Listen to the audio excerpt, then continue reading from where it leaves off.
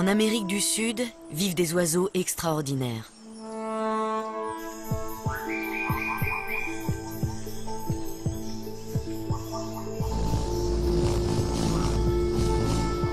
Ils font partie des animaux les plus étonnants de notre planète.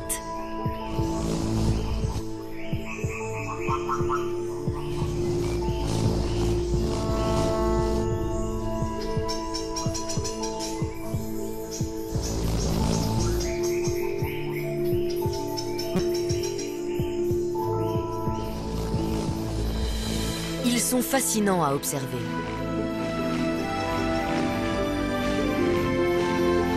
Ces oiseaux, ce sont les colibris. Leur couleur chatoyante et leurs prouesses aériennes les rendent uniques au monde. Raison pour laquelle ils sont traqués comme les plus grandes stars.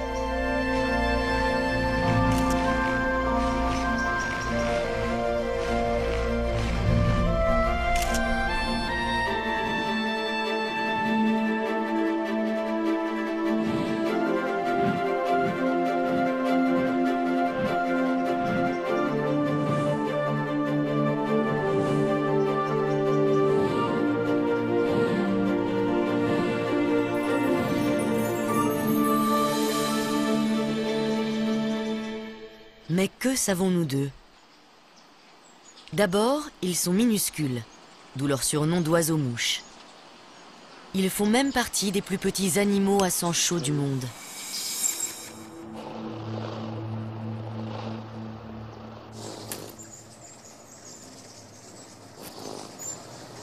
Ensuite, ils vivent à 100 à l'heure, à tel point qu'il est difficile de distinguer nettement leurs contours.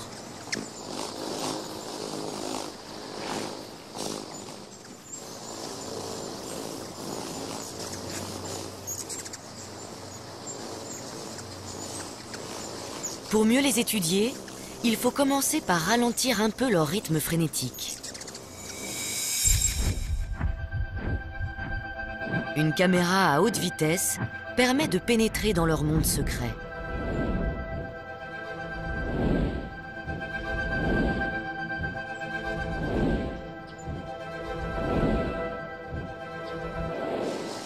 Le comportement des colibris reste en grande partie mystérieux. Nous savons qu'ils sont tributaires des fleurs pour se nourrir. Le nectar est leur carburant. Nous savons aussi qu'on ne les trouve que sur le continent américain. La majorité des espèces vit en Amérique du Sud.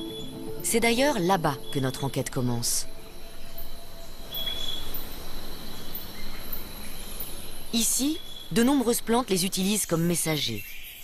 Mais ce n'était pas ce que prévoyait le contrat de départ. Car quand les fleurs sont apparues il y a plus de 60 millions d'années, les colibris n'existaient pas encore. À l'origine, c'étaient les insectes qui assuraient la pollinisation. Aujourd'hui, c'est encore très souvent le cas. En butinant, les papillons transportent du pollen d'une fleur à l'autre.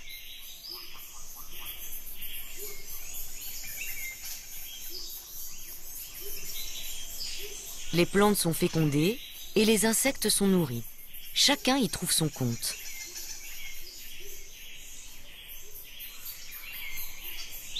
Cette relation d'échange a parfaitement fonctionné pendant très longtemps.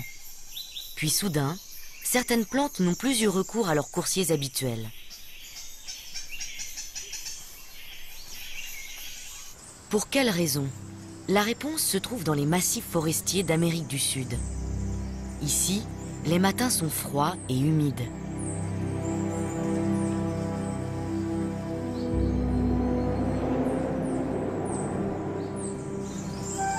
Dans de telles conditions, les papillons ont du mal à voler. Les insectes sont des animaux à sang froid.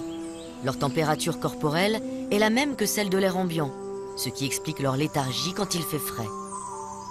En montagne, les plantes ne peuvent pas compter sur eux comme messagers et doivent leur trouver des remplaçants plus fiables.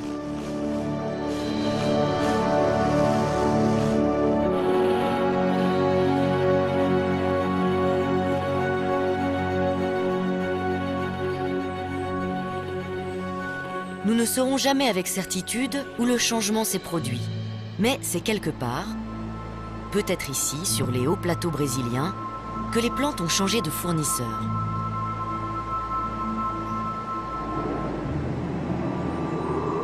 Le nouveau contrat remonte probablement à une 50aine de millions d'années, et c'est un oiseau qui a été choisi.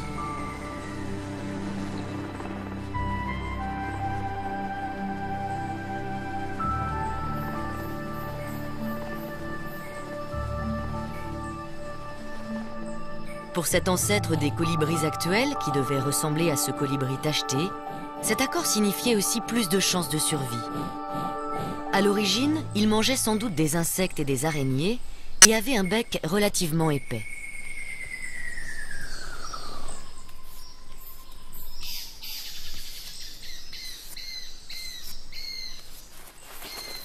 Un jour, il a été attiré par des fleurs. Peut-être était-ce pour extraire des insectes tombés dans la corolle de l'une d'elles. Toujours est-il que, l'habitude venant, il s'est mis à transporter du pollen d'une fleur à l'autre et à se nourrir de nectar.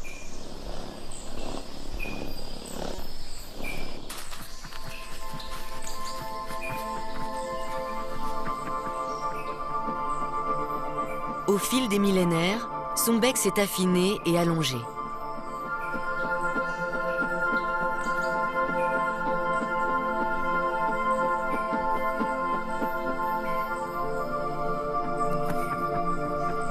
Pour atteindre les fleurs, il devait aussi être capable de véritables prouesses aériennes. C'est la raison pour laquelle il est devenu de plus en plus petit et de plus en plus agile.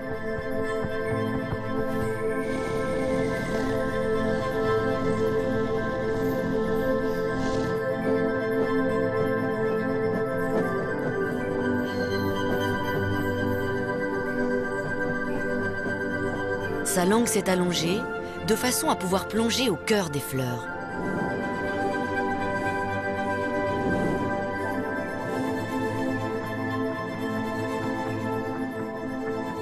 Cette activité consomme une énergie phénoménale. Dans un souci vital d'économie, son corps s'est donc peu à peu allégé. Les pattes et les doigts des colibris actuels sont si petits qu'ils ne peuvent ni marcher ni sautiller. Ils peuvent uniquement se percher sur une branche.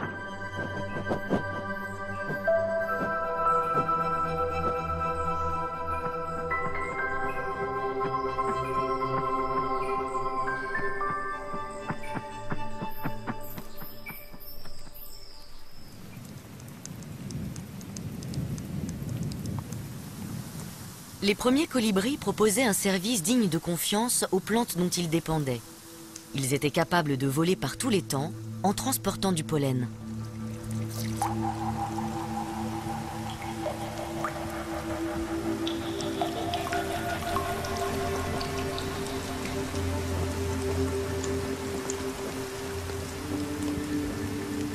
Pendant des millions d'années, ils sont restés très généralistes, se nourrissant d'une grande variété de fleurs.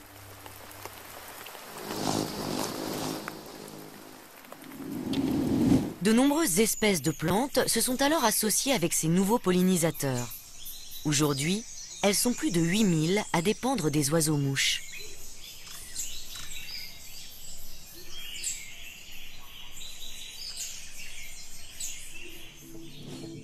Mais dans ce contrat, les plantes aussi ont leurs obligations. Elles doivent fournir plus de nourriture à leurs coursiers, car les oiseaux dépensent 10 fois plus d'énergie que les insectes dont ils ont pris la place.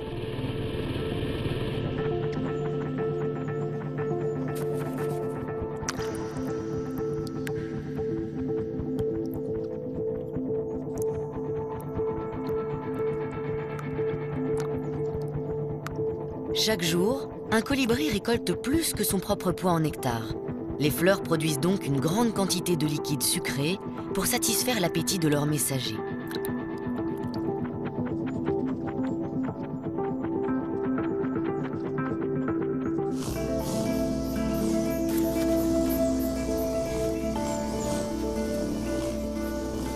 Pendant longtemps, les spécialistes ont cru que les plantes dont se nourrissent les colibris arboraient des fleurs oranges ou rouges pour les attirer. La réalité est bien plus étonnante. Les abeilles ne distinguent pas le rouge du vert. Les plantes cachent ainsi leur précieux nectar à ces insectes daltoniens.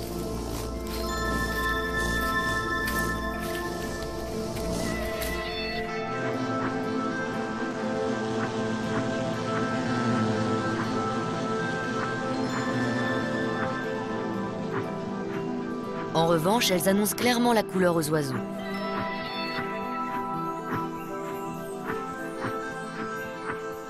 Ces derniers aussi ont dû faire des efforts.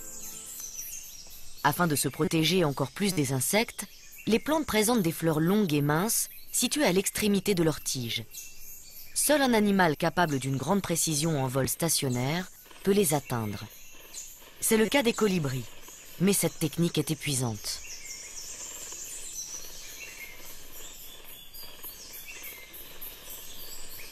D'un côté, ils ont l'exclusivité d'une nourriture riche en énergie, mais de l'autre, ils en dépensent énormément pour s'alimenter.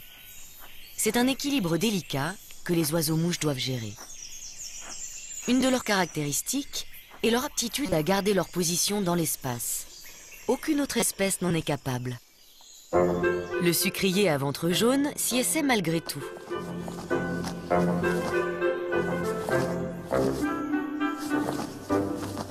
Comparé aux colibris, tous les autres oiseaux paraissent maladroits.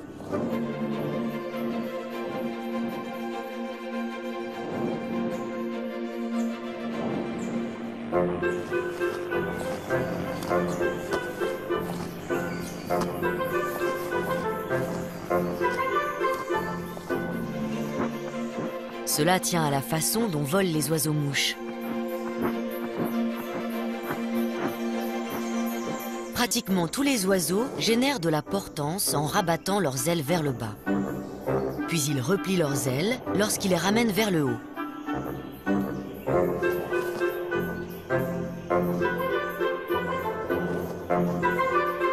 Les colibris, eux, gardent leurs ailes tout le temps déployées. Et c'est l'articulation de leur épaule qui pivote. Ils génèrent ainsi de la portance lors des deux mouvements, vers le bas et vers le haut.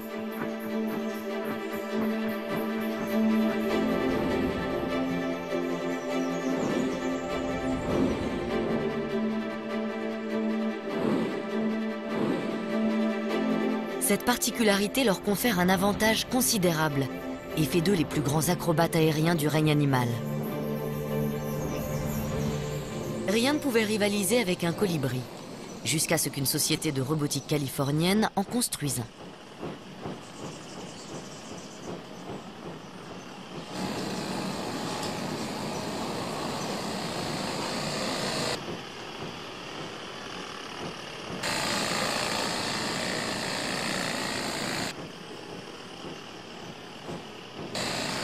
Tout comme les vrais, ils volent grâce à la double poussée de ses ailes. Cette prouesse technique est tellement réaliste qu'elle trompe même un véritable oiseau-mouche.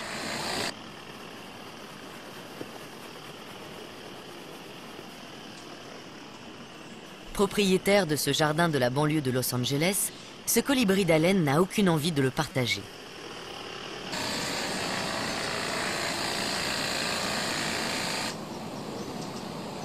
La situation atteint un stade critique quand le robot s'approche de l'abreuvoir à nectar du vrai colibri, qui passe aussitôt à l'attaque. Il a beau être 4 fois plus petit, il n'hésite pas une seconde à piquer sur l'intrus.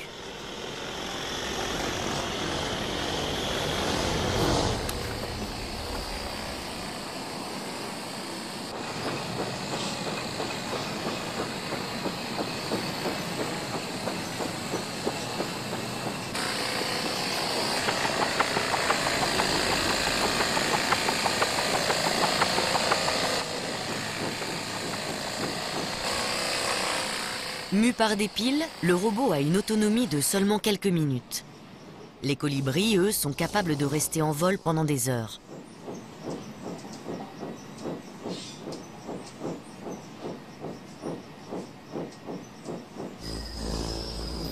Ils peuvent manœuvrer dans tous les sens et même voler à reculons.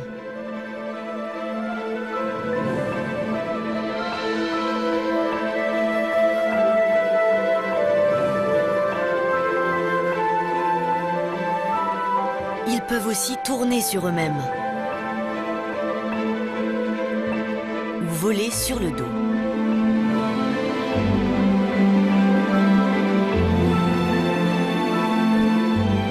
C'est pour atteindre les fleurs les plus difficiles d'accès qu'ils ont développé ces talents de voltigeurs.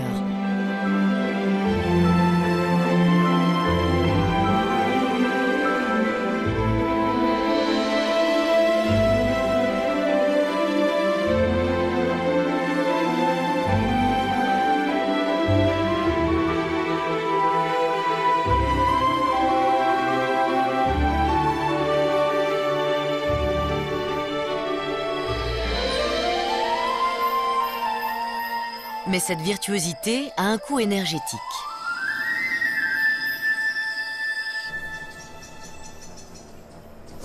En vol, les colibris ont la consommation en oxygène la plus élevée de tous les vertébrés.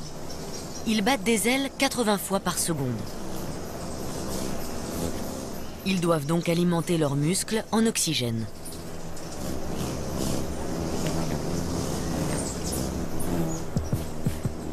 Lorsqu'ils sont perchés, leur rythme cardiaque est d'environ 400 pulsations par minute.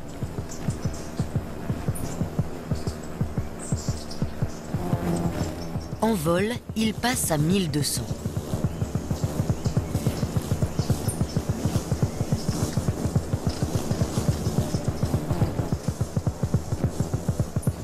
Mais ce n'est pas suffisant quand ils font du surplace. Leur cœur se dilate alors de manière à envoyer encore plus de sang à chaque battement. La circulation sanguine du cœur vers les poumons et les muscles, puis le retour vers le cœur, s'effectue en moins d'une seconde.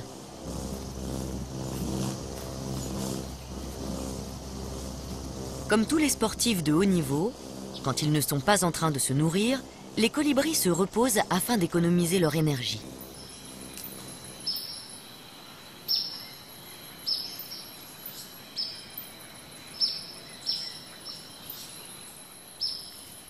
En fait, ils passent 80% de leur temps perchés, ce qui leur permet d'étirer leurs muscles et de lisser leurs plumes.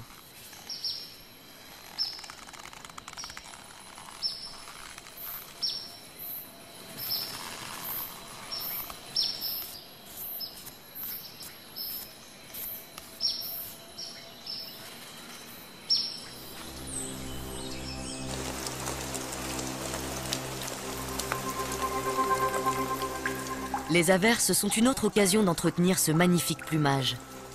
À la différence des insectes, les oiseaux-mouches adorent la pluie et ne perdent jamais une occasion de prendre une bonne douche.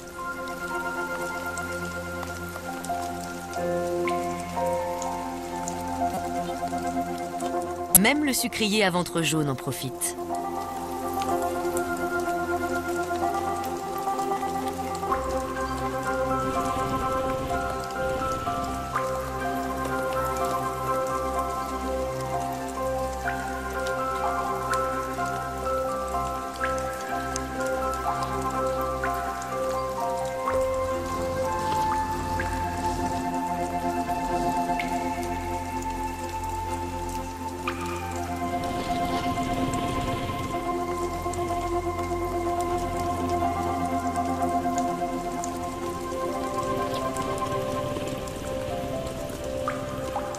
Mais la récréation est de courte durée.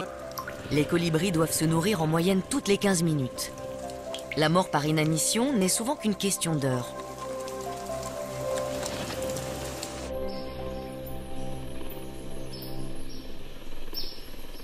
Dans ces conditions, pas question de perdre du temps à visiter des fleurs qui ne contiennent pas de nectar. Est-il possible qu'ils se souviennent de toutes celles où ils sont déjà passés ? C'est envisageable quand il n'y en a qu'une ou deux par tige. Mais comment font-ils avec un arbuste comme celui-ci? Pourtant, même sur l'ipé, les colibris savent exactement quelles fleurs ils ont déjà butinées. Un exploit pour un cerveau aussi minuscule. Les plantes ont joué un rôle essentiel dans l'évolution de la taille, du mécanisme de vol et du métabolisme extrêmement rapide des colibris. Mais les oiseaux ne peuvent pas vivre uniquement de nectar. Ils ont aussi besoin de protéines qu'ils attrapent en plein vol avec une précision remarquable. Ça ne marche pas à tous les coups, mais presque.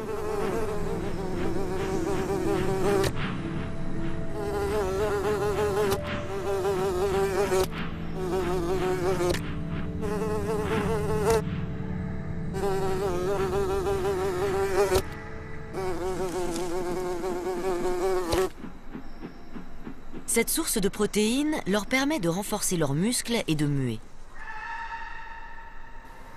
La seule difficulté est de ne pas s'étouffer en avalant une mouche.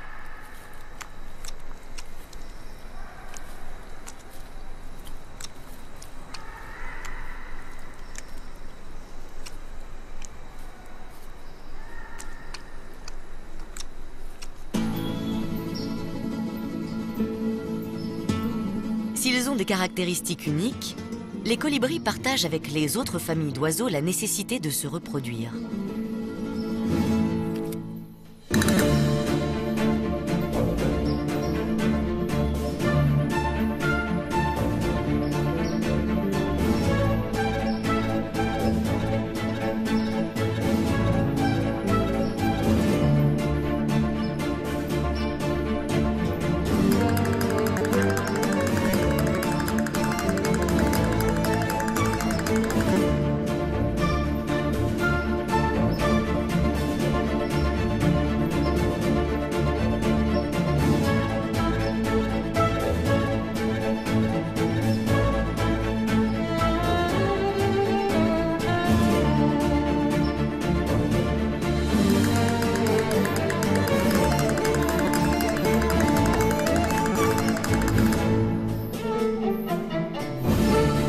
La coquette de Poplar mâle a une façon étrange d'impressionner les filles.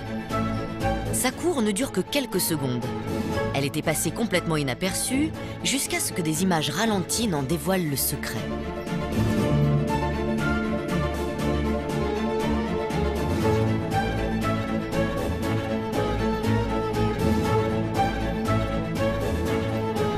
Cette débauche d'énergie est peut-être justement un moyen pour le mâle de faire étalage de sa résistance.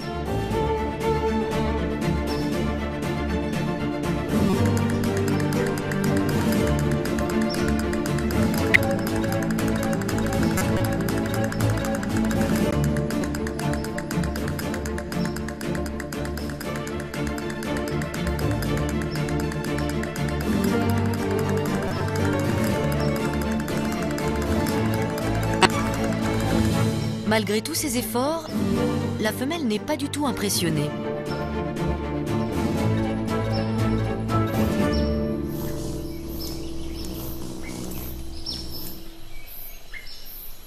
C'est la femelle seule qui bâtit le nid et couve.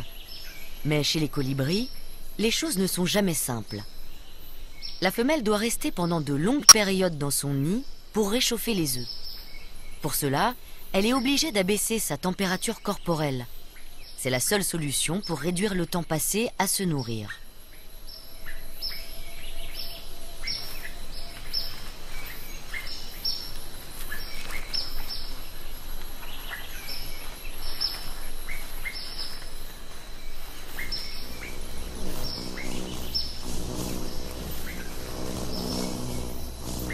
C'est lorsqu'ils viennent d'éclore que les colibris sont le plus vulnérables. Ils doivent éviter d'attirer l'attention.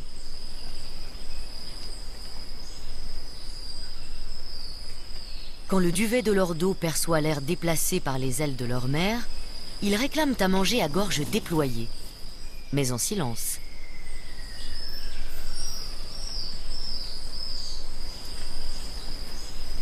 Les oisillons se gorgent d'un mélange très nourrissant de nectar, de pollen et d'insectes.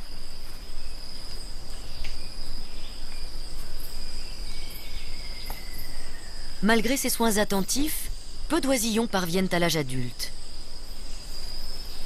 Les adultes eux-mêmes sont confrontés à un problème de taille.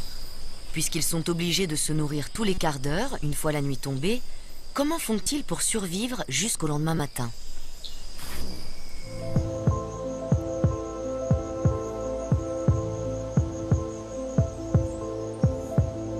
Leur température corporelle chute et leur rythme cardiaque passe à 40 pulsations par minute. Ainsi, ils ne consomment plus qu'un centième de l'énergie qu'ils brûlent en vol. Mais ce n'est pas sans danger. Quand ils sont plongés dans cette torpeur, ils ne peuvent plus bouger ni échapper à un prédateur nocturne.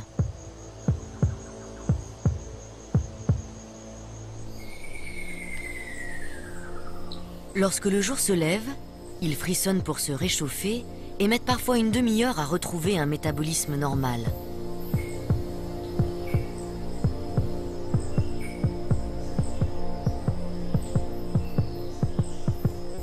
Aussi extrême que cela puisse paraître, c'est à ce prix que les colibris ont une chance de survivre à la nuit.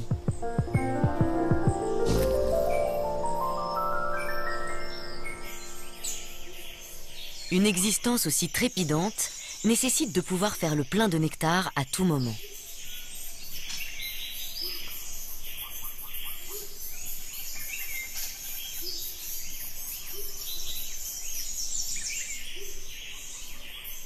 Pour cela, la plupart des espèces gardent jalousement un territoire suffisamment riche en fleurs.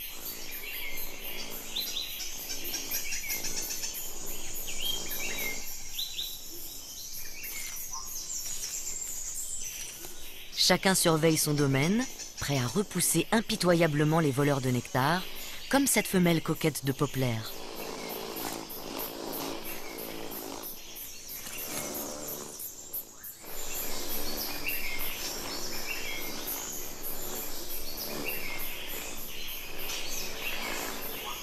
Le plus souvent, l'intrus bat en retraite sans insister. Le propriétaire défend aussi son territoire en exhibant son extraordinaire plumage.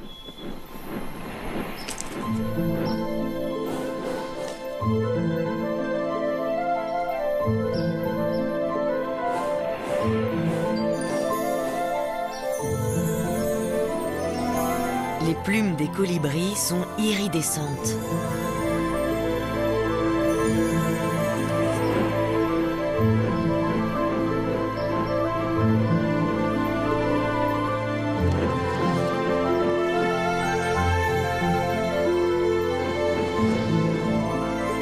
Leurs couleurs ne sont pas dues à des pigments, mais à de microscopiques bulles d'air emprisonnées dans les barbules qui réfractent et reflètent la lumière.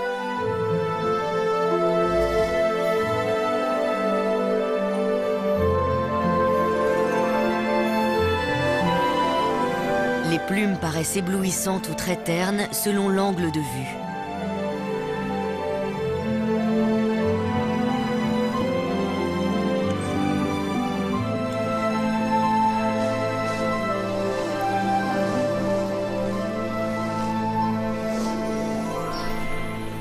Si afficher ces plus belles couleurs ne suffit pas à décourager les intrus, il y a aussi une méthode plus directe. Malgré leur petite taille et leur allure fragile, les colibris sont extrêmement belliqueux. La défense de leur territoire et de leur source de nourriture est une question de vie ou de mort.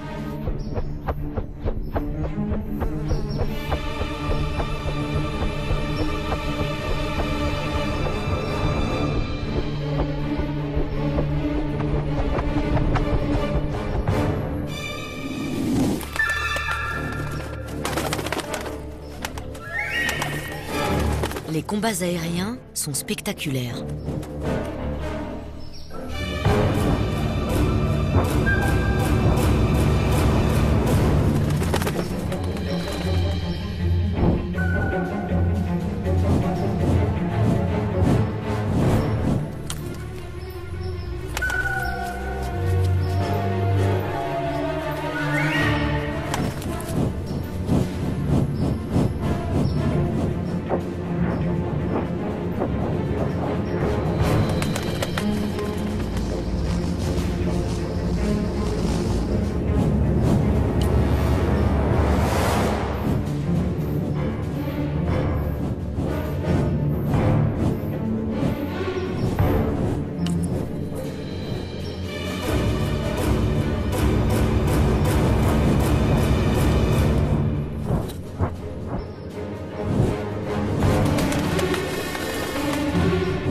La bataille pour les fleurs ne s'arrête jamais.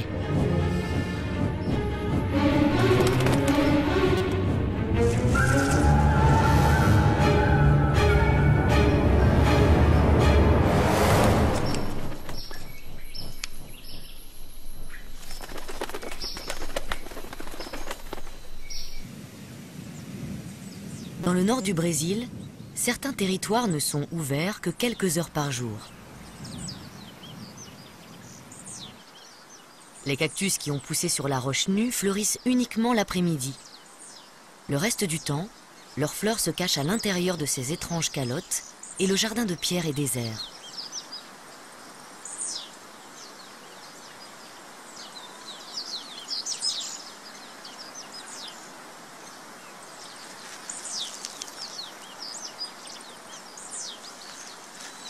Mais dès qu'elles éclosent, les colibris apparaissent comme par magie. Ils savent à quel moment de la journée le nectar est disponible.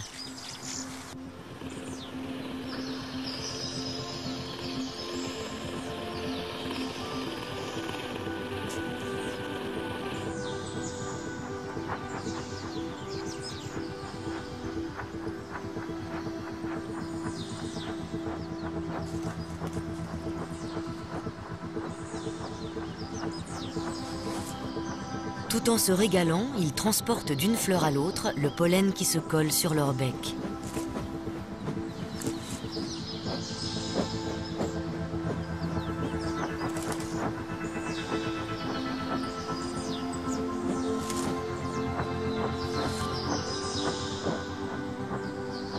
Les colibris se sont partagés le secteur. Chacun défend son espace aérien et en chasse les indésirables.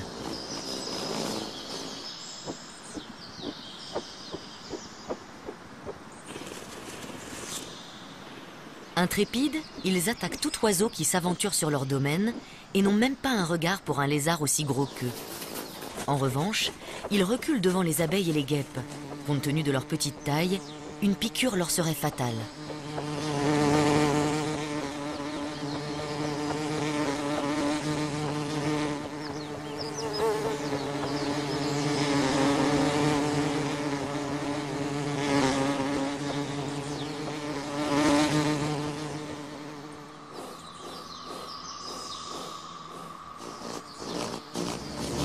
Ils se gorgent ainsi de nectar jusqu'au soir.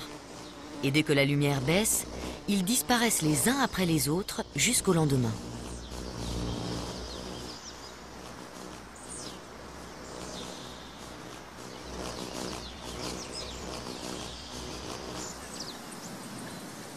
Grâce à leur remarquable faculté d'adaptation, les colibris se sont implantés dans des habitats très différents. Mais tous ces biotopes ont un point commun: des fleurs en quête d'un pollinisateur efficace. Il y a 20 millions d'années, la tectonique des plaques a provoqué le soulèvement majeur de la chaîne andine.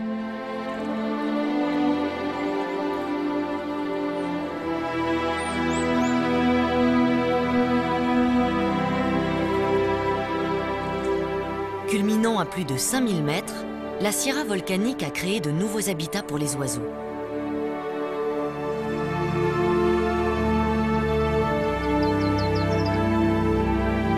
Mais qui dit nouvel environnement, dit nouveaux défis.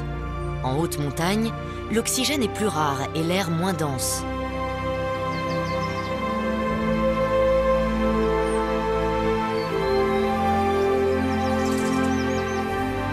Certaines plantes ont apporté une aide bienvenue à leurs partenaires ailés.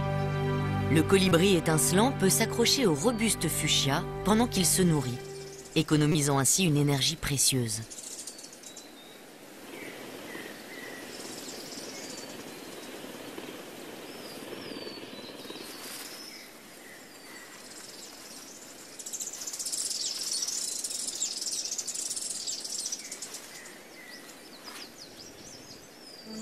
Les moyens d'adaptation varient selon les espèces. Le colibri géant est doté d'ailes immenses qui compensent la faible densité de l'air. De plus, la pointe de ses deux ailes se touche presque à chaque battement. Cette amplitude de mouvement augmente la portance. Le colibri géant est le plus grand des oiseaux-mouches. Il fait environ le même poids qu'une mésange charbonnière.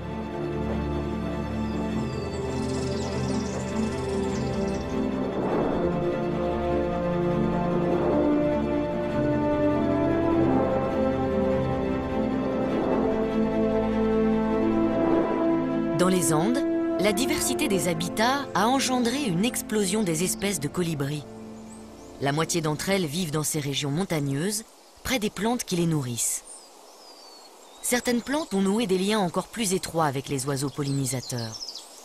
Les fleurs des brugmansia, appelées aussi trompettes des anges, font une vingtaine de centimètres de long.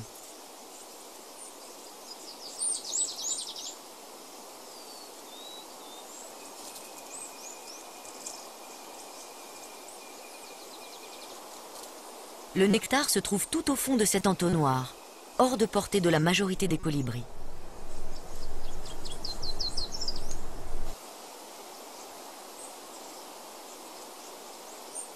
Ce colibri de Matthews n'a aucune chance d'y accéder.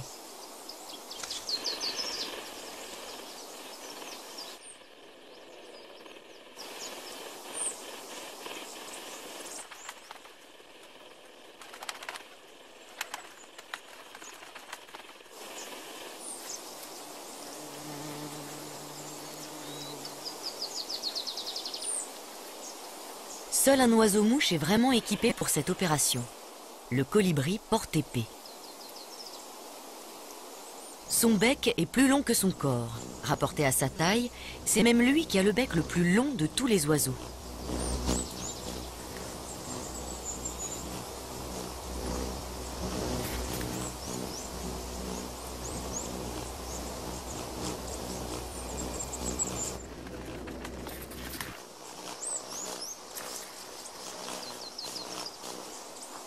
Un grand bec présente aussi d'autres avantages.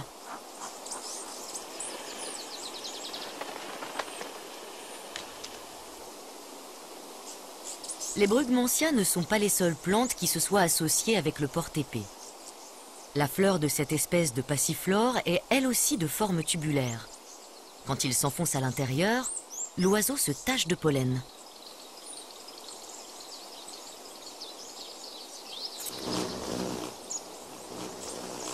En passant d'une fleur à l'autre, il dissémine les grains microscopiques.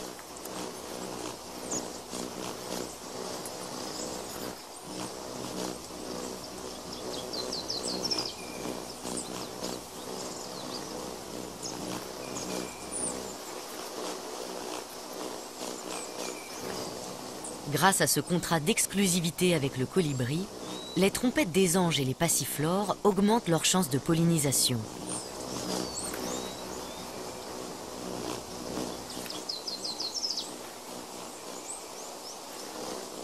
De son côté, le porte-épée dispose de réserves quasi inépuisables de nectar. Les deux parties sont gagnantes.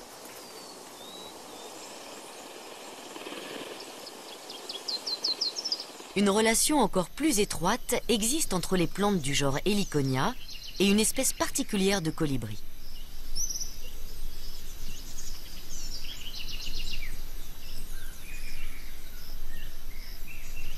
La fleur se dissimule dans des bractées rouges assez coriaces. D'une belle couleur jaune, elle est très incurvée.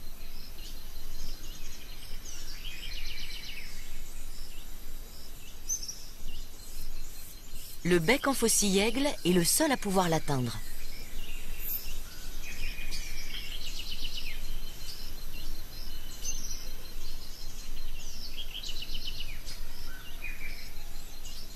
La forme de son bec correspond parfaitement à la courbe de la fleur.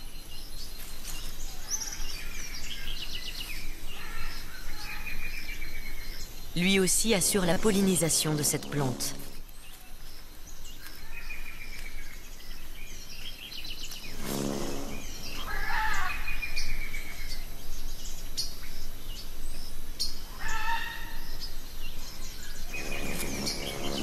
Puisque le nectar des Heliconia lui est réservé, le bec en faucille-aigle n'a pas besoin de défendre son territoire.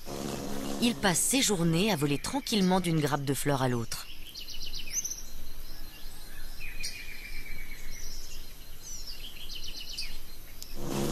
C'est aussi pour cette raison qu'il a un plumage plutôt terne, comparé aux couleurs éclatantes des fleurs dont il se nourrit.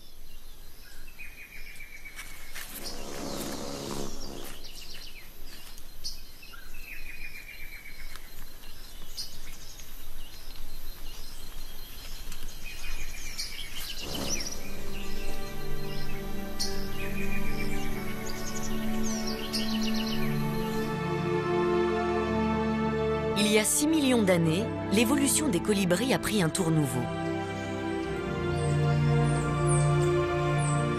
Certaines espèces sont devenues encore plus petites.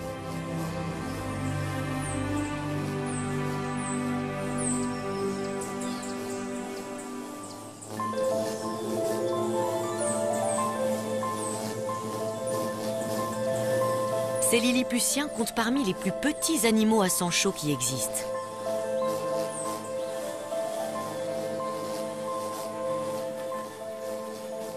Certains pèsent environ 2 grammes.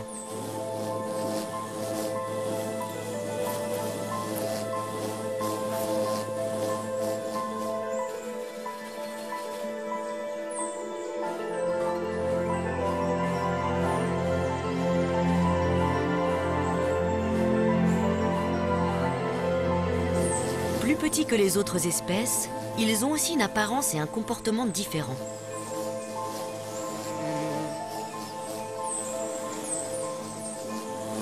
Leur manière de voler s'apparente davantage à celle d'un insecte. Ils n'ont pas de territoire défini et se nourrissent du nectar de nombreuses plantes.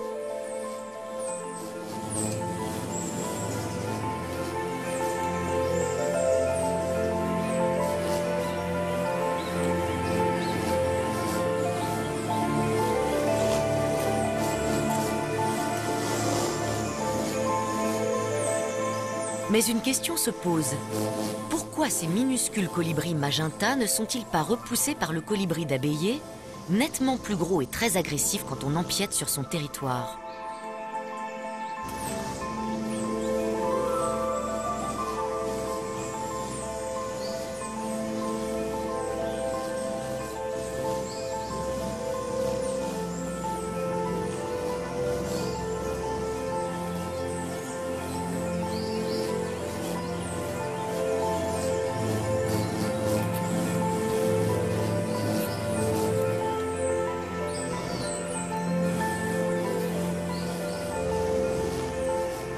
Bizarrement, le colibri magenta n'a pas l'air d'avoir du tout peur.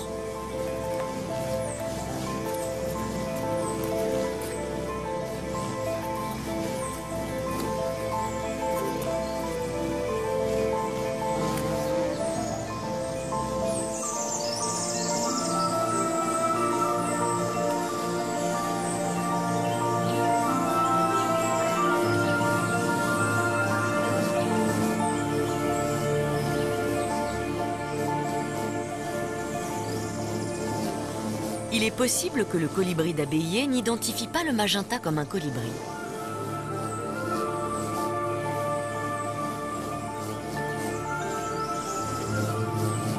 Peut-être s'imagine-t-il avoir affaire à un insecte.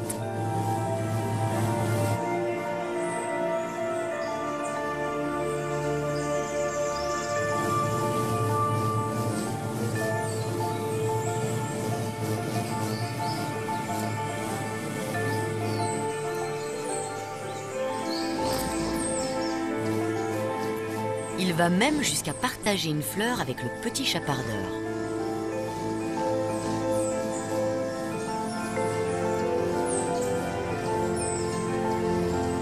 Les colibris ont une peur instinctive des guêpes et des abeilles. Serait-ce là la raison d'une telle passivité à l'égard de l'intrus?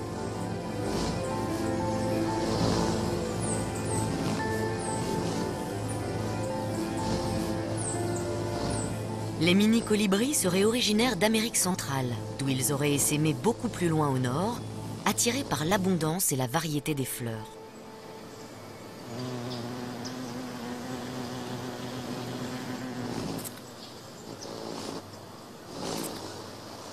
Mais au nord, les hivers sont froids. C'est pour cela qu'à l'automne, les colibris à gorge rubis doivent migrer vers le sud avant que les fleurs ne se fanent, sous peine de se retrouver sans nourriture.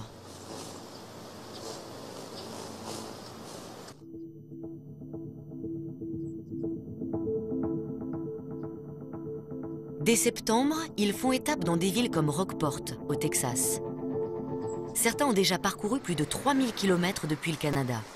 Pour beaucoup, le plus grand défi reste à venir.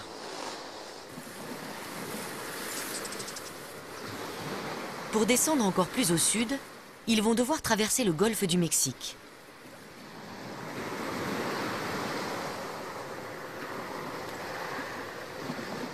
De nombreux habitants ont installé des abreuvoirs.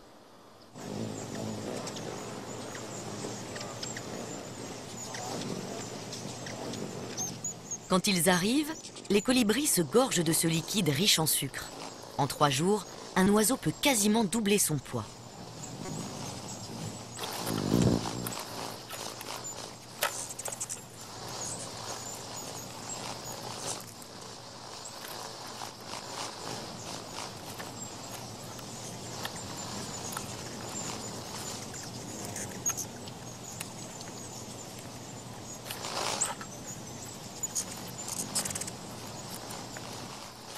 À Rockport, la fête des colibris célèbre l'arrivée des oiseaux-mouches.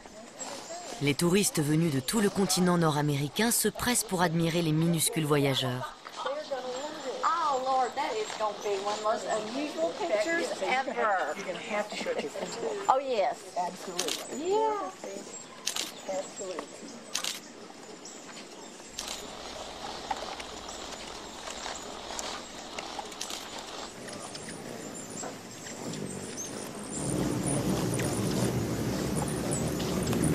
Au plus fort de la migration, la ville est envahie par des dizaines de milliers de colibris.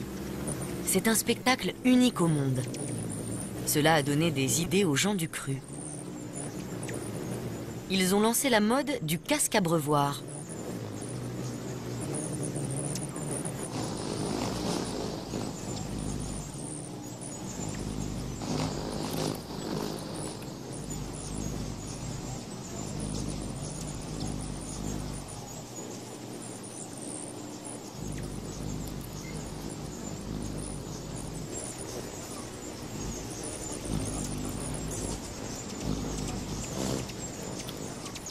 Lorsque les colibris ont pris suffisamment de poids, ils s'envolent jusqu'à la côte où les attend l'épreuve la plus difficile de leur existence.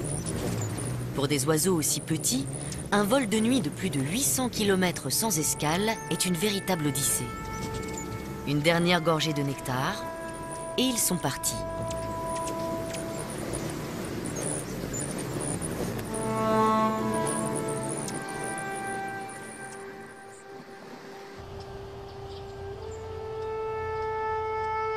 Récemment, des scientifiques sont parvenus à localiser les colibris grâce au radar Doppler du Service météorologique national des États-Unis.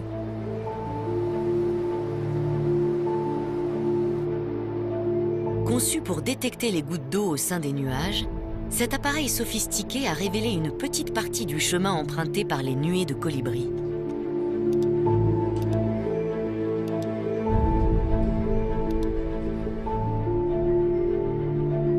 Mais le reste de leur voyage reste un mystère.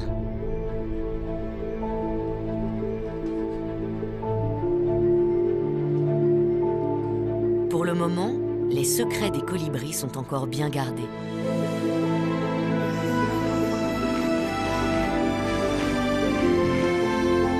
Mais une chose est certaine, ces minuscules voltigeurs aux couleurs éclatantes sont de véritables joyaux de la nature.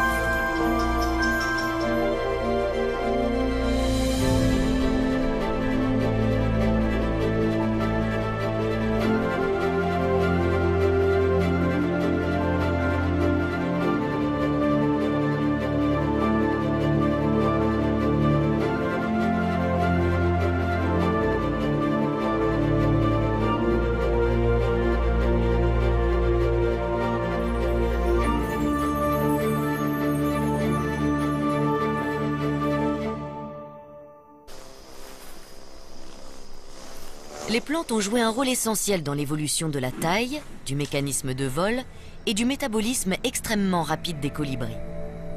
Mais les oiseaux ne peuvent pas vivre uniquement de nectar.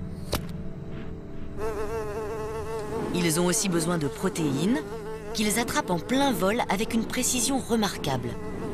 Ça ne marche pas à tous les coups, mais presque.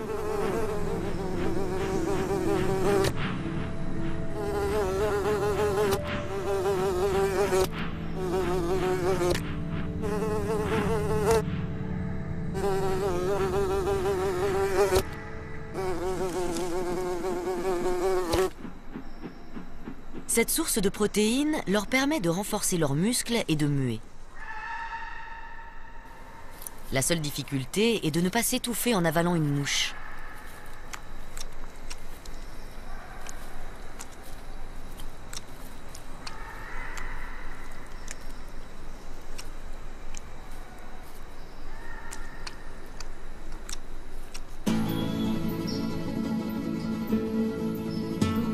S'ils ont des caractéristiques uniques, les colibris partagent avec les autres familles d'oiseaux la nécessité de se reproduire.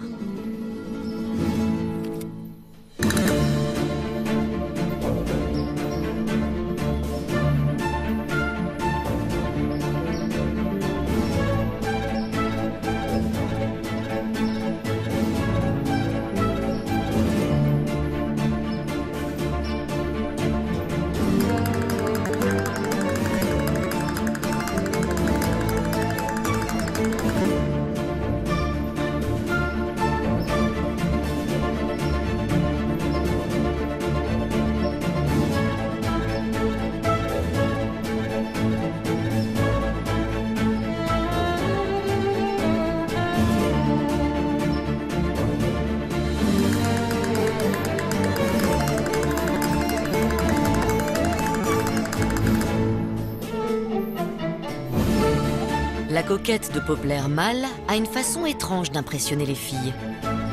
Sa cour ne dure que quelques secondes.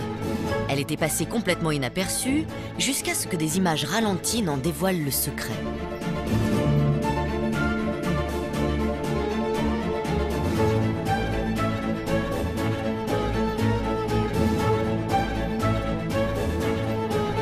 Cette débauche d'énergie est peut-être justement un moyen pour le mâle de faire étalage de sa résistance.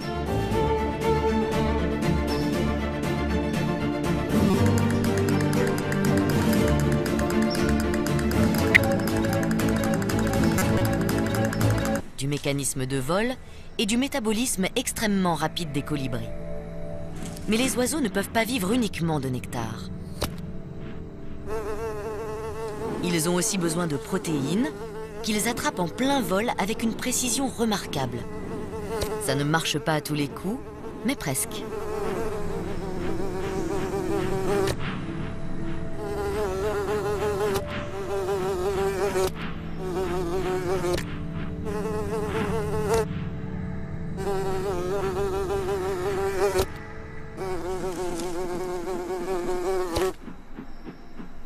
Cette source de protéines leur permet de renforcer leurs muscles et de muer. La seule difficulté est de ne pas s'étouffer en avalant une mouche.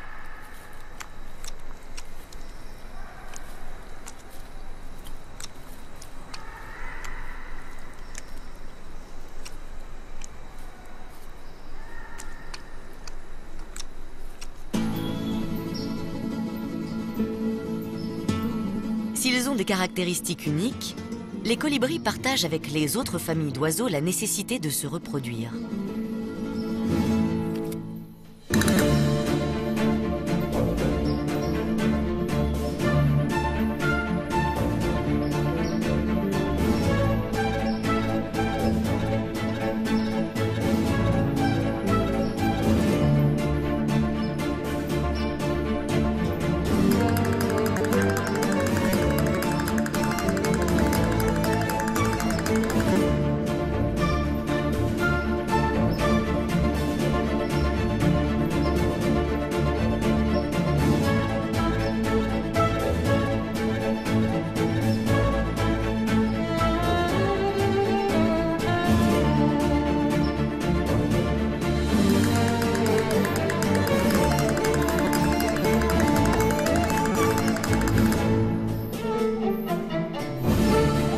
La coquette de Poplar mâle a une façon étrange d'impressionner les filles.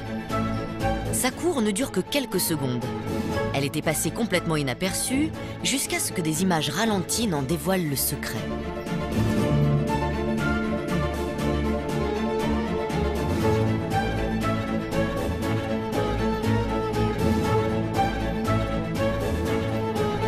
Cette débauche d'énergie est peut-être justement un moyen pour le mâle de faire étalage de sa résistance.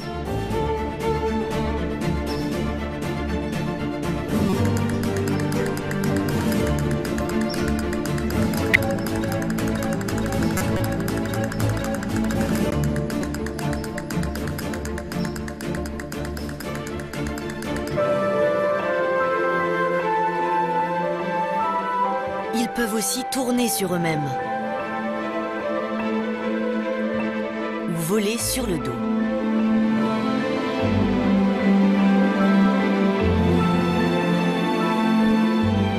C'est pour atteindre les fleurs les plus difficiles d'accès qu'ils ont développé ces talents de voltigeurs.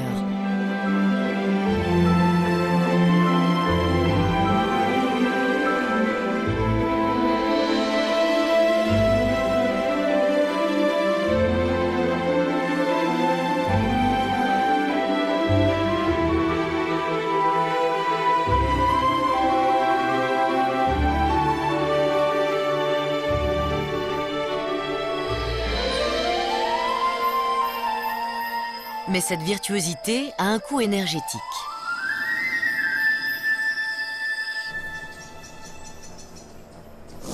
En vol, les colibris ont la consommation en oxygène la plus élevée de tous les vertébrés. Ils battent des ailes 80 fois par seconde. Ils doivent donc alimenter leurs muscles en oxygène.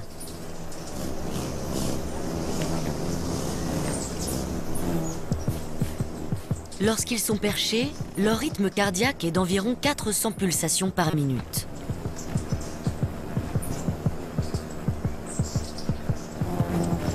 En vol, ils passent à 1200.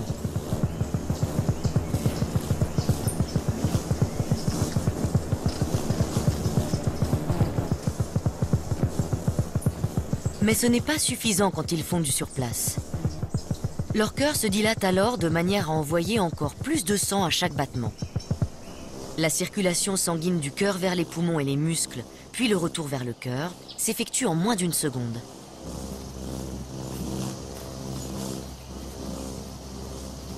Comme tous les sportifs de haut niveau, quand ils ne sont pas en train de se nourrir, les colibris se reposent afin d'économiser leur énergie.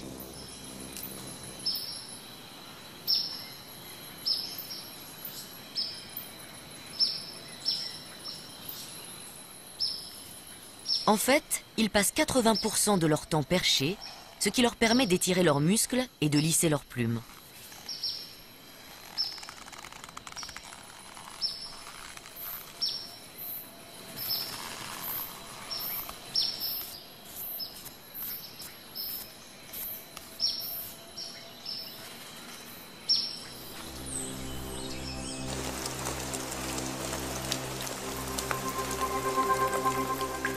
Les averses sont une autre occasion d'entretenir ce magnifique plumage.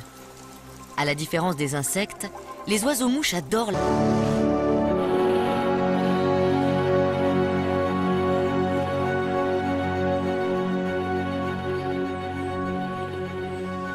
Nous ne saurons jamais avec certitude où le changement s'est produit.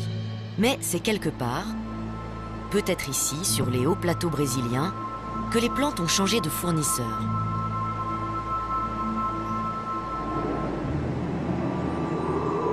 Le nouveau contrat remonte probablement à une 50aine de millions d'années, et c'est un oiseau qui a été choisi.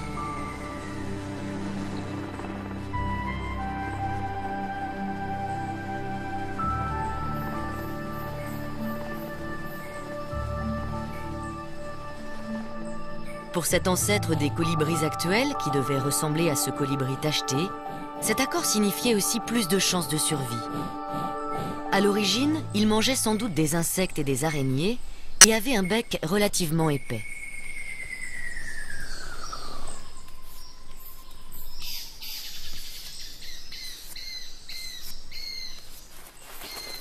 Un jour, il a été attiré par des fleurs. Peut-être était-ce pour extraire des insectes tombés dans la corolle de l'une d'elles. Toujours est-il que, l'habitude venant, il s'est mis à transporter du pollen d'une fleur à l'autre et à se nourrir de nectar.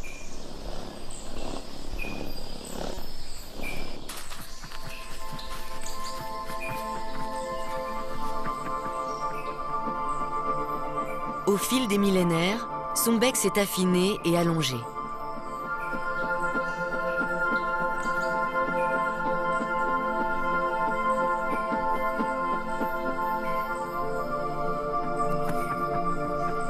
Pour atteindre les fleurs, il devait aussi être capable de véritables prouesses aériennes. C'est la raison pour laquelle il est devenu de plus en plus petit et de plus en plus agile.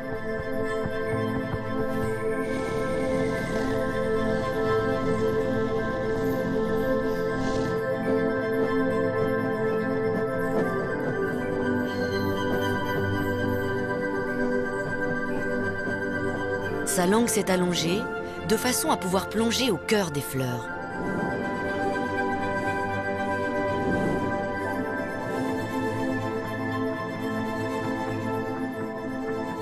Cette activité consomme une énergie phénoménale. Dans un souci vital d'économie, son corps s'est donc peu à peu allégé. Les pattes et les doigts des colibris actuels sont si petits qu'ils ne peuvent ni marcher ni sautiller. Ils peuvent uniquement se percher sur une branche.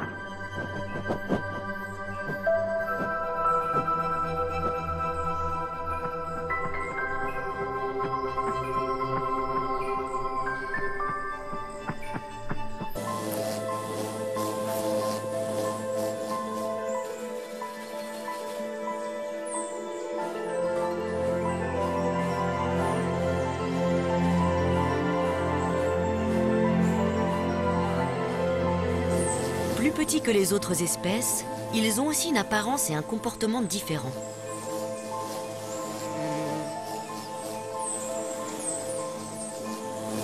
Leur manière de voler s'apparente davantage à celle d'un insecte. Ils n'ont pas de territoire défini et se nourrissent du nectar de nombreuses plantes.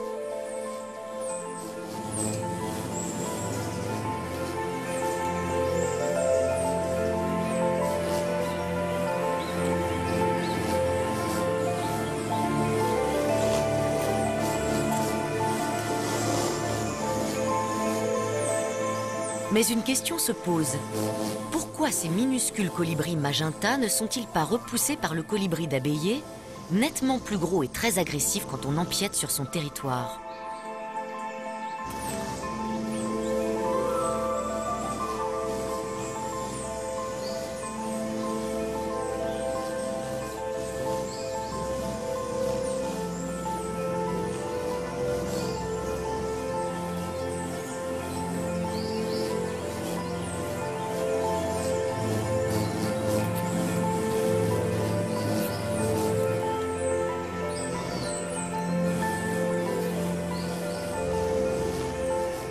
Bizarrement, le colibri magenta n'a pas l'air d'avoir du tout peur.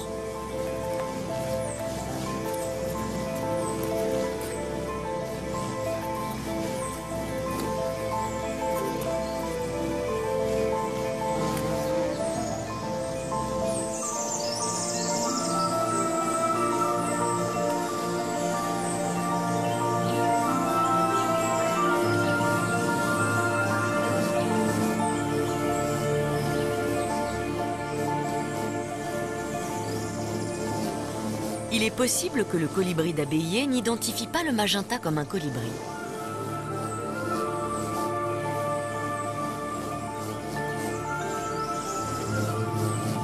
Peut-être s'imagine-t-il avoir affaire à un insecte.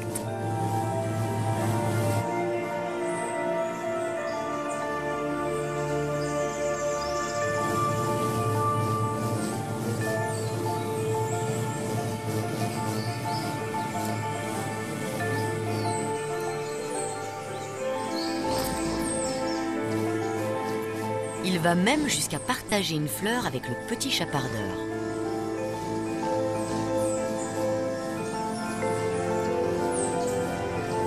Sont apparus il y a plus de 60 millions d'années, les colibris n'existaient pas encore. À l'origine, c'étaient les insectes qui assuraient la pollinisation.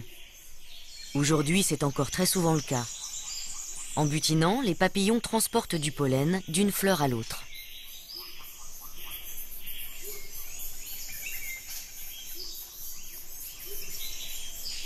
Les plantes sont fécondées et les insectes sont nourris.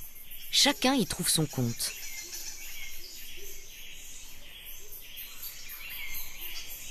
Cette relation d'échange a parfaitement fonctionné pendant très longtemps. Puis soudain, certaines plantes n'ont plus eu recours à leurs coursiers habituels. Pour quelle raison? La réponse se trouve dans les massifs forestiers d'Amérique du Sud. Ici, les matins sont froids et humides.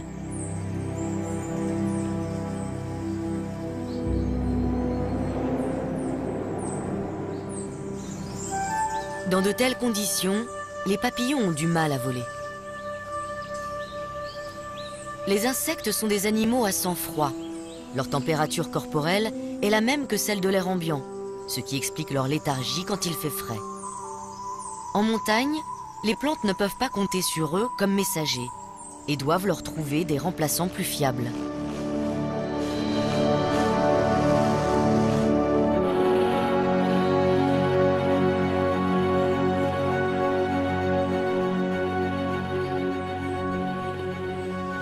Nous ne saurons jamais avec certitude où le changement s'est produit, mais c'est quelque part, peut-être ici, sur les hauts plateaux brésiliens, que les plantes ont changé de fournisseur.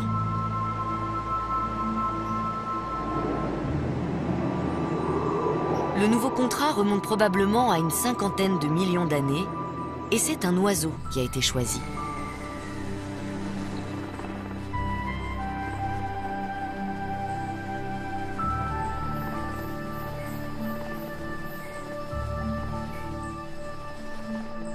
Pour cet ancêtre des colibris actuels, qui devait ressembler à ce colibri tacheté, cet accord signifiait aussi plus de chances de survie. À l'origine, il mangeait sans doute des insectes et des araignées et avait un bec relativement épais.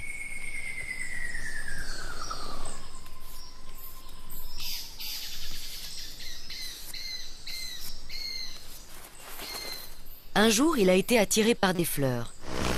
Peut-être était-ce pour extraire des insectes tombés dans la corolle de l'une d'elles.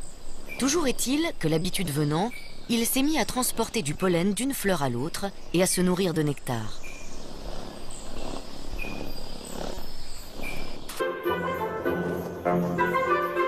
Les colibris, eux, gardent leurs ailes tout le temps déployées. Et c'est l'articulation de leur épaule qui pivote. Ils génèrent ainsi de la portance lors des deux mouvements, vers le bas et vers le haut.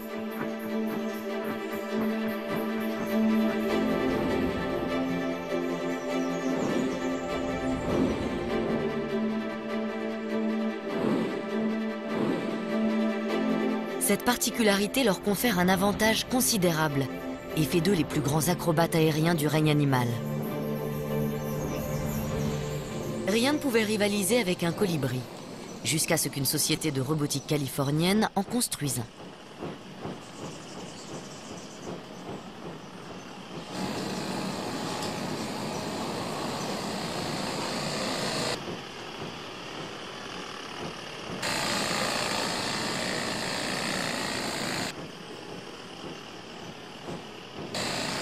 Tout comme les vrais, il vole grâce à la double poussée de ses ailes. Cette prouesse technique est tellement réaliste qu'elle trompe même un véritable oiseau-mouche.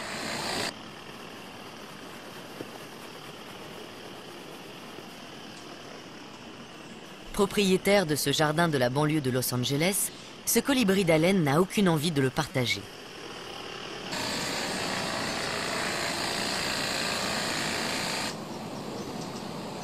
La situation atteint un stade critique quand le robot s'approche de l'abreuvoir à nectar du vrai colibri, qui passe aussitôt à l'attaque. Il a beau être 4 fois plus petit, il n'hésite pas une seconde à piquer sur l'intrus.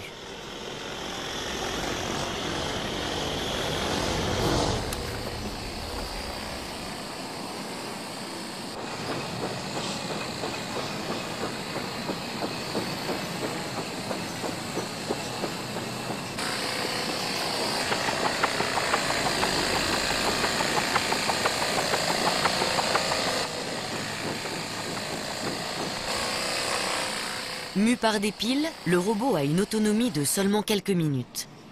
Les colibris, eux, sont capables de rester en vol pendant des heures.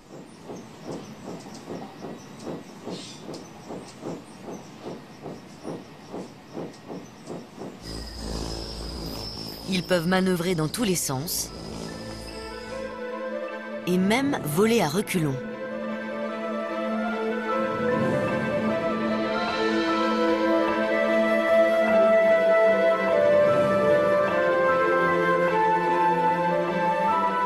Ils peuvent aussi tourner sur eux-mêmes ou voler sur le dos. Partie des animaux les plus étonnants de notre planète.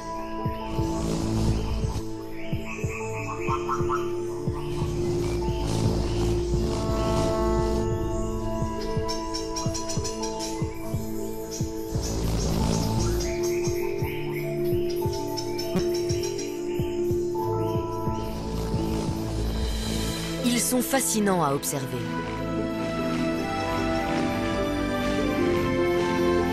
Ces oiseaux, ce sont les colibris. Leur couleur chatoyante et leur prouesse aérienne les rendent uniques au monde.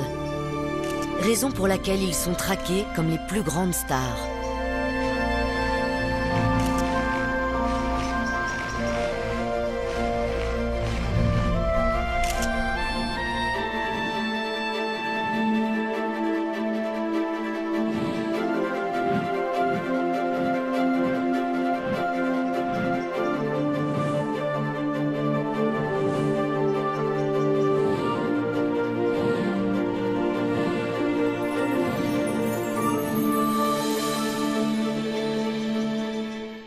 Mais que savons-nous d'eux? D'abord, ils sont minuscules, d'où leur surnom d'oiseaux-mouches. Ils font même partie des plus petits animaux à sang chaud du monde.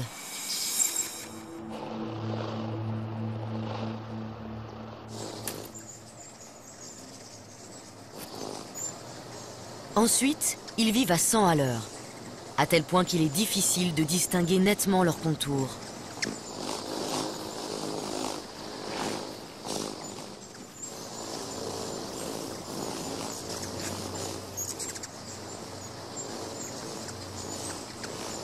Pour mieux les étudier, il faut commencer par ralentir un peu leur rythme frénétique. Une caméra à haute vitesse permet de pénétrer dans leur monde secret.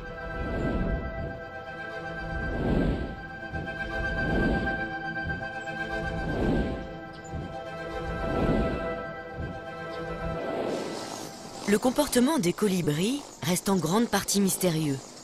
Nous savons qu'ils sont tributaires des fleurs pour se nourrir. Le nectar est leur carburant. Nous savons aussi qu'on ne les trouve que sur le continent américain. La majorité des espèces vit en Amérique du Sud. C'est d'ailleurs là-bas que notre enquête commence. Ici, de nombreuses plantes les utilisent comme messagers. Mais ce n'était pas ce que prévoyait le contrat de départ. Car quand les fleurs sont apparues il y a plus de 60 millions d'années,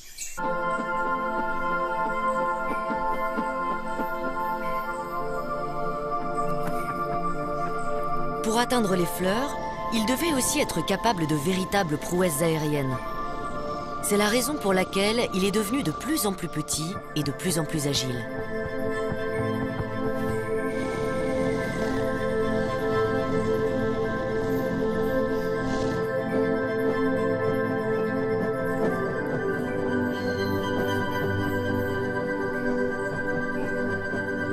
Sa langue s'est allongée de façon à pouvoir plonger au cœur des fleurs.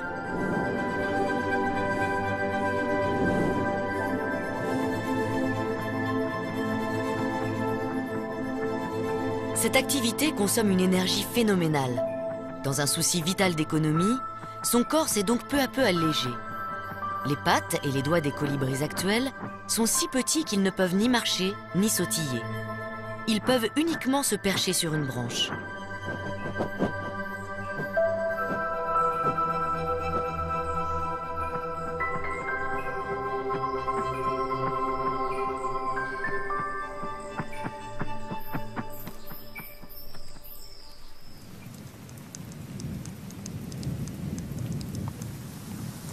Les premiers colibris proposaient un service digne de confiance aux plantes dont ils dépendaient.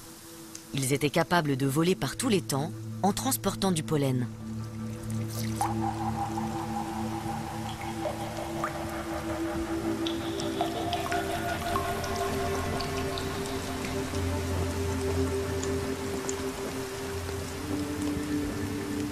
Pendant des millions d'années, ils sont restés très généralistes, se nourrissant d'une grande variété de fleurs.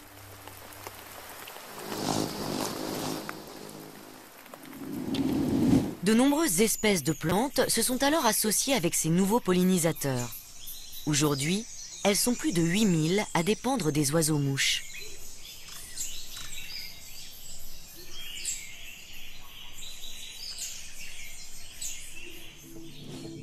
Mais dans ce contrat, les plantes aussi ont leurs obligations. Elles doivent fournir plus de nourriture à leurs coursiers, car les oiseaux dépensent 10 fois plus d'énergie que les insectes dont ils ont pris la place.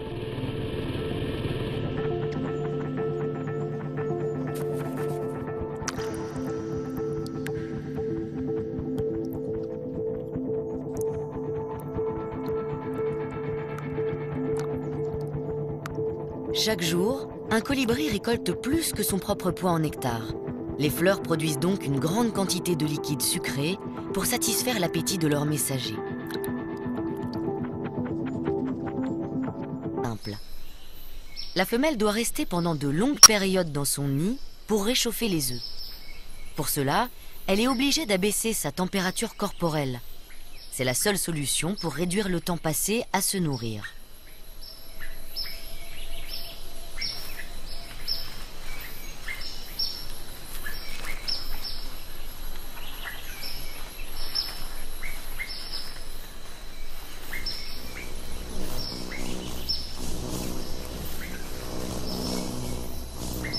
C'est lorsqu'ils viennent d'éclore que les colibris sont le plus vulnérables.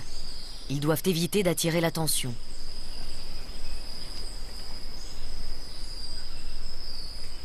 Quand le duvet de leur dos perçoit l'air déplacé par les ailes de leur mère, ils réclament à manger à gorge déployée, mais en silence.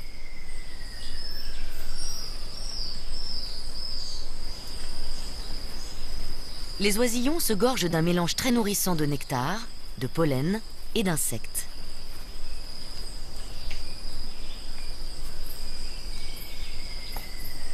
Malgré ces soins attentifs, peu d'oisillons parviennent à l'âge adulte. Les adultes eux-mêmes sont confrontés à un problème de taille.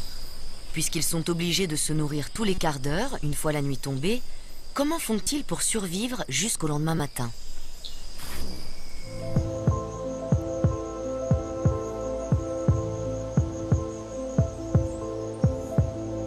Leur température corporelle chute et leur rythme cardiaque passe à 40 pulsations par minute. Ainsi, ils ne consomment plus qu'un centième de l'énergie qu'ils brûlent en vol. Mais ce n'est pas sans danger. Quand ils sont plongés dans cette torpeur, ils ne peuvent plus bouger ni échapper à un prédateur nocturne.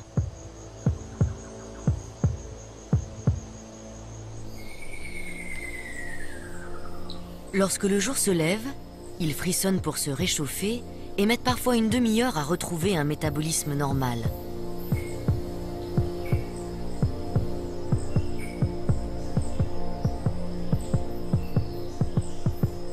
Aussi extrême que cela puisse paraître, c'est à ce prix que les colibris ont une chance de survivre à la nuit.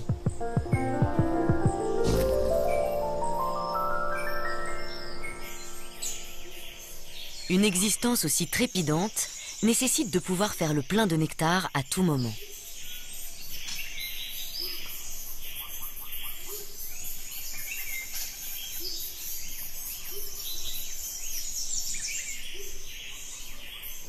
Pour cela, la plupart des espèces gardent jalousement un territoire suffisamment riche en fleurs.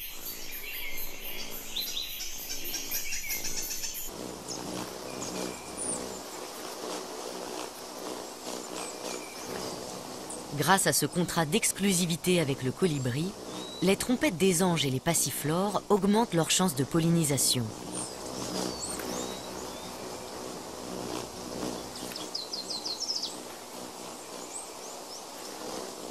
De son côté, le porte-épée dispose de réserves quasi inépuisables de nectar. Les deux parties sont gagnantes.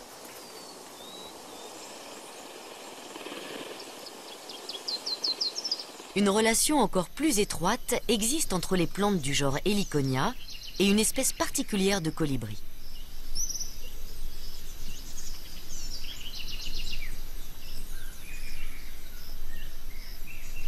La fleur se dissimule dans des bractées rouges assez coriaces. D'une belle couleur jaune, elle est très incurvée.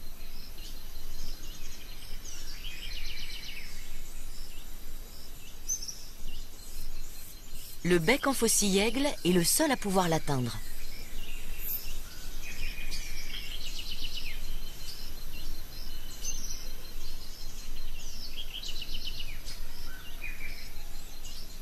La forme de son bec correspond parfaitement à la courbe de la fleur.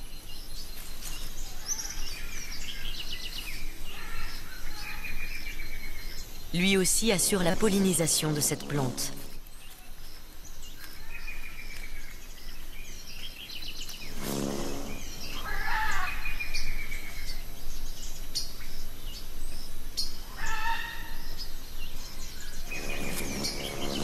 Puisque le nectar des Heliconia lui est réservé, le bec en faucille-aigle n'a pas besoin de défendre son territoire. Il passe ses journées à voler tranquillement d'une grappe de fleurs à l'autre.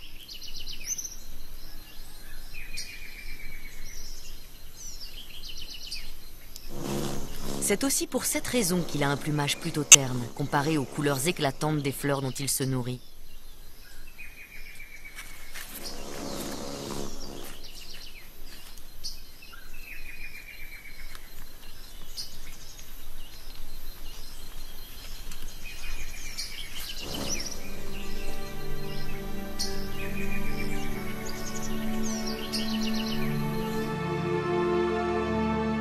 Il y a 6 millions d'années, l'évolution des colibris a pris un tour nouveau. Certaines espèces sont devenues encore plus petites.